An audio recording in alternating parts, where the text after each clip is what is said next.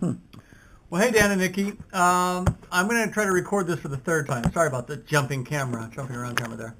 Um, but this GoPro seems to have be on the fritz for some reason. Anyway, it's February 15th, 2015, the day after Valentine's Day. I don't know if you guys went out with your sweeties last night to celebrate Valentine's Day, or maybe with Mike and Sarah. But Beth and I decided to go out with Colleen and Preston. And, I guess when you're married almost 25 years, it doesn't really matter whether you're going out. Maybe the guys think that. Maybe Beth thinks something completely different. I don't know. But anyway, went to a place called Sushi Pirate. Now, Sushi Pirate is in La Crosse, and it's got this sort of Pirates of the Caribbean theme where they have a Captain Jack tray and a Black Pearl tray and things like that. But the guy who seated us, I swear, his hair was right out of an anime cartoon. It was awesome hair. Um, but the guy who was our waiter was Turkish. He could barely speak English. And Beth and I were pretty certain he was brand new to the restaurant because he really didn't know anything. Either that or didn't understand the questions we were asking. He was a nice guy, though. Very, very nice. I had a great time making jokes, and it would take about 10 seconds for him to understand that I was trying to make a joke. Um, but when I got my sushi, the they brought this huge tray of sushi. It was like 10 or 15 pieces on there, and but there was no wasabi. It's like, oh well, can I get some wasabi, please? And this woman says, oh yeah, sure. And she runs away and she comes back. And she has this wad of wasabi, and I'm not kidding. It's like that big. It was just this huge ball of wasabi. It was like two ping pong balls worth of wasabi. That's how much there was. And she didn't bring it on a plate. She brought it literally in her hand on this little piece of paper. And at first I didn't know what it was, but it was actually an old register receipt. And the wasabi was sitting on top of it. And she literally grabs it like this and dumps it onto my tray with some apology about why she couldn't find a plate. It was the weirdest thing, actually. Um, so it was that kind of sushi place. It was not exactly high end, and it was the kind of place where you're not sure they actually had any systems that were working for them because they just didn't seem to know. Yeah. Anyway, it was like one person would bring your food, another person would check on you, and another person would bring you the bill, another person would take the bill. It was kind of haphazard. Anyway, right starting now to the I guess that would be to my right is video of me curling of our last curling match. We are currently undefeated, and anyway, so this is just some images of me curling. Beth had come over for the first time ever to watch me curl, and she shot some video for me. Um, but that is not why I'm here to talk about, or that's not what I'm here to talk about today. I'm actually here to talk about, Dan, your last video. I want to first tell you that you are not stupid. In case you had any doubts, in case you were worried, Beth and I talked about this, and we are both convinced you are not stupid. So it was interesting. Yeah, you had talked to me a lot about the hypertension and the physical therapy. One thing you left out of your video is your mom adjusting your skull plates. I kind of imagine your head like being Pangea, and it's like moving continental plates around. Um, anyway, so yeah, I mean, I knew a lot about. Obviously, I know most of that history, and with the dyslexia. It's interesting because you were talking about with the ADD and running around. Obviously, and I don't know if your mom did this, but my mom's solution to that was simply to kick me out of the house, and then threaten me with violence if I didn't make it home in time for dinner. So that was really how my folks dealt with my abundance of energy. Um, Also, I wanted to tell you that you were talking about your body awareness or you're bumping into things. I wanted to say that explains a lot about why you fouled me all the time when we played basketball in high school. Now, you might not remember it that way, but I clearly remember it. And because it was a disability, I didn't want to say anything, so I let it go. Right-left confusion. I had a suggestion for that. You were talking about that scar on your left arm and how that was how you would know left. Now that you've had that surgery on your butt, you can actually use your scar on your left butt cheek. So, but what you're going to have to do is you're going to have to bend over and you're going to have to look in the mirror like this and see your left butt cheek. But then you're going to have to, because you're looking upside down, it's going to do a right-left shift on you, especially since it's going to be in the mirror, which is going to shift it back again. But because you're upside down, it'll shift it a third time. So it might actually cause more confusion than not. But I don't know. It can't, you have at least a 50% chance of getting it right? So it's just an idea. Picking out things from clutter. I didn't know that. And in all seriousness, I don't know if you ever play Scrabble, but I imagine that the inability to pick out like one word from a group of words that they're not alphabetized would make it difficult if you're not, that would make it difficult to play Scrabble because you have all these letters which are essentially a giant anagram. Is that what I'm looking for? Word scramble, where you have to actually unscramble the word.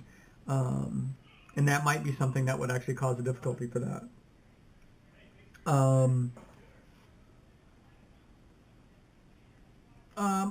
Regarding the shaving cream, I'm wondering, Dan, if when you were looking at it, when you went back and you checked your order, because the shaving gel was called foaming shaving gel, if somehow you were seeing the word foaming and associating that in some way with the word lotion or cream. Actually, it was called shaving cream, right?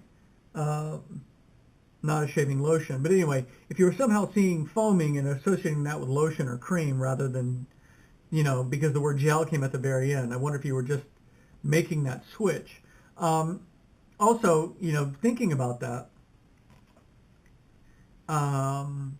maybe that wasn't a manifestation of your word, switching your words around. Maybe I'm wondering if you were just doing other things at the time. It's like, for example, there's been times when you're making a video and clearly you've got something over here you're watching and you're saying things that don't make any sense. I don't know if you've ever noticed that.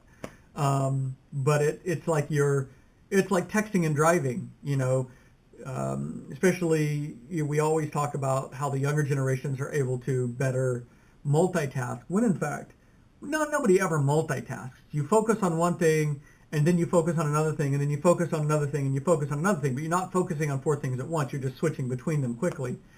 And the problem with texting, if people who text a lot could truly multitask, they could text and drive, but they can't. Because once you start texting, you really get into that, you completely lose focus of what else is going on. So anyway, I'm wondering, again, if I think there's a key there in the word foaming with the lotion or the cream, and somehow you were doing a word association in your mind, and because you were already distracted doing other things, you made that jump. Because I think that if you actually had stopped, well, actually there's another thing going on, and that is, as you said, you were convinced you were right. So you're already convinced you're right, even when you're going to check on it. So because you're convinced you're right, you're simply looking for a confirmation rather than to see which way it is. And I think that was a contributor as well. But so you saw what you wanted to see rather than really being open to reading it and saying, okay, what does this really say? And I'm going to completely remove any expectation of one way or the other. So the other thing is that you were, you said this in your video, you were convinced that you were right. So one thing I'm wondering is what your investment was in being right in that situation, because there's nothing on the line, right? I mean, it doesn't really make one difference or another to anybody else. Although I got to tell you, what was really interesting was that when Gareth came through the video, if you're, I don't know if you remember this in your video, but he walked through and said, oh, maybe they changed the order after the fact, after you looked at it, which was interesting because he was trying to come up with some solution as to how you, so essentially Gareth is now convinced that you're right, as if somehow being wrong had carried some weight, when in fact it's shaving gel, right? Doesn't matter whether whether you made that mistake or not. It's irrelevant to who you are and to your quality as a person. So Gareth had made the assumption that you were right, and now was looking for some solution to how you could be right, and was actually kind of surprised when you said, no, I was actually wrong on that. I think it was not so much thinking about this, Dan, and maybe you can tell me what you think about this.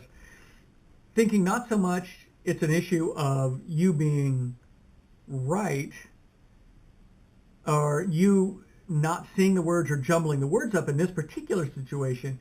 It was because you were convinced that you were right, and you were probably doing a few other things when you went back to look at that email and wanted to get back to what you were doing.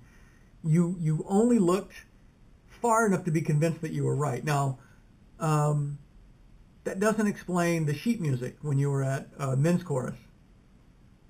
But again, as you said, there was one word, the word what, shall, that was in both the titles. So, again, maybe you were thinking about other things, you were doing other things, or your mind is working, furiously on these problems over here, and you're only going to give this enough attention to solve the problem, i.e. to find the sheet music. You see the word shall, you pull it out, and now you're not paying any more attention until they say you need to start.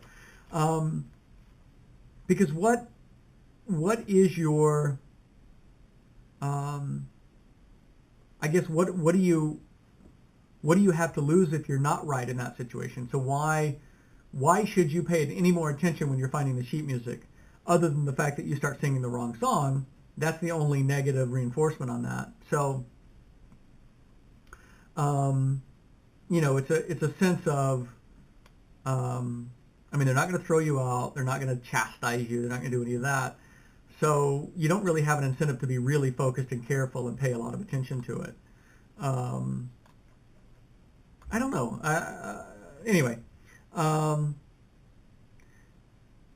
the issue of the money, when you were here last summer counting, I distinctly do not remember making fun of you for that. I remember commenting that you were counting more than once, and why don't you just go with your first count? Because that's likely at least as correct as your second and third and fourth counts. But yeah, it's, especially if you don't do it a lot, I understand, the desire to recount. For me, I'm so systematic in it. I don't tend to recount because I know I've done it so many times that I don't get confused with the process anymore. But so again, you had used the word stupid. No, I don't think you're stupid. I think actually stupid has nothing to do with IQ or education. Maybe stupid has nothing to do with education. No, it doesn't have to do with IQ either. I think stupid is a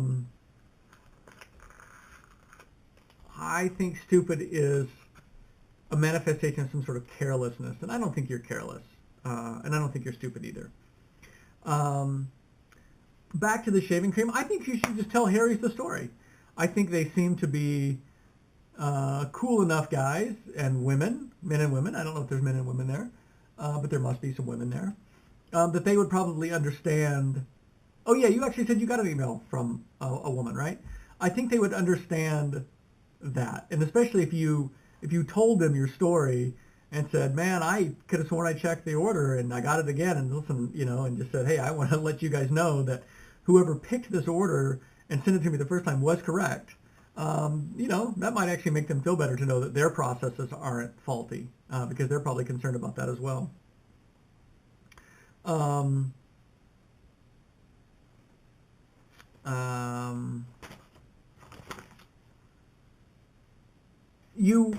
other thing you said is that you often feel like you look at the world.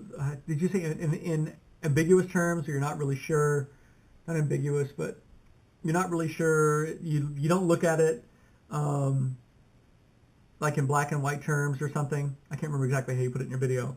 And because you often go back and check things because and you said this, you're often wrong. I think you said often wrong.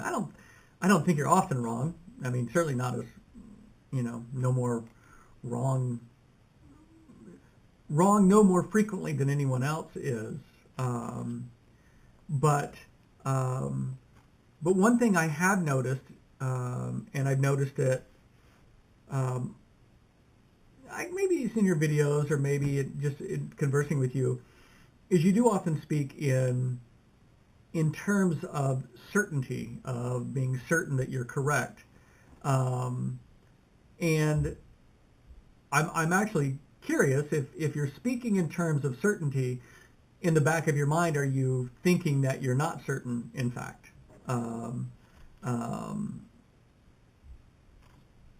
So I'm curious about that. Is there kind of a duality there? So the other thing is when you were commenting on the fact that I had put up the Nordic skiing video, and you probably did not even notice, but you referred to it as Galen's Nordic skiing video, which is funny because the last two Nordic skiing videos I've done, I said Galen both times. Of course, I corrected myself back to Preston, but that's really funny that you said Galen as well. I can't quite stop doing that. I actually did it talking with one of the Nordic ski coaches and had made reference to Galen skiing, and when I meant, in fact, Preston. So it's Beth and I were talking this morning. It's kind of a sad thing because this is the year that Galen would have graduated from high school. So obviously several of his friends are graduating. And that brings up a lot of mixed emotions. The Nordic ski team just got done with state. Galen in all likelihood would have been there skiing with them. And it, in fact, the high school contacted us because they said that they want to do, hi, I'll be right down. Give me 2 minutes. They wanted to do a memorial section in the back of the yearbook, memorializing those students who've died, who would have graduated this year, and wanted to include him on that. I'm not sure how I feel about it. I think it would be a good thing for many people. I don't know if it would necessarily be a good thing for us. I don't know. I just, how Dan, I commented, I'm still sort of got this slow burn this slow burn anger that's still there, and maybe always will be,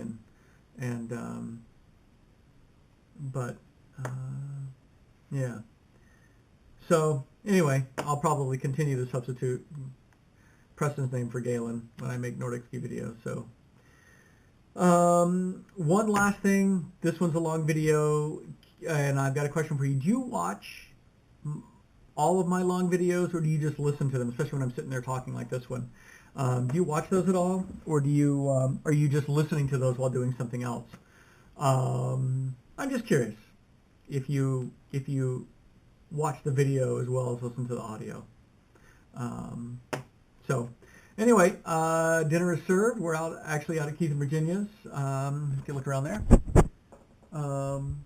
And we're here for Sunday dinner. This is our second Sunday. We're going to try to do this since Virginia obviously can't get out as much. She's doing better, by the way. She's home. She's been home since last Thursday. And she can actually move around with her walker or her wheelchair, so she's quite mobile inside the house. But anyway, it's dinner time. I'm going to go down for dinner. That's my turkey, and I'm sticking to it.